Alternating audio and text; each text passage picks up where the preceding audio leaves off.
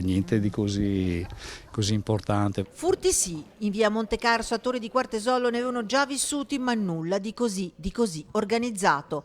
Una banda di quelle avvezze preparate a colpi di questo tipo, ne sono convinti i carabinieri che ieri hanno raccolto testimonianze, racconti, tutte le tracce possibili e anche le immagini delle telecamere di videosorveglianza dell'intera zona.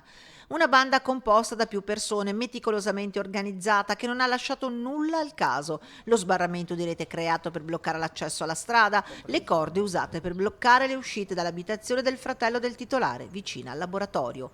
Uomini abili nel saper dosare l'acetilene per far esplodere la cassaforte, che seppur non di ultima generazione era di quelle robuste. Da capire se scelta a caso rispetto alle altre due presenti oppure sapevano del contenuto. Poteva andare tutto in fumo ed invece se ne sono andati con 20 kg d'oro per un valore di 1 milione di euro. Un colpo organizzato nei minimi dettagli e certo i malviventi hanno effettuato diversi sopralluoghi prima di agire a colpo sicuro, certi di non essere disturbati, contando i secondi dall'attivazione dell'allarme all'arrivo dei Rangers, dei carabinieri e dei vigili del fuoco. Incendio poi scoppiato che ha cancellato eventuali tracce e fatto perdere minuti preziosi.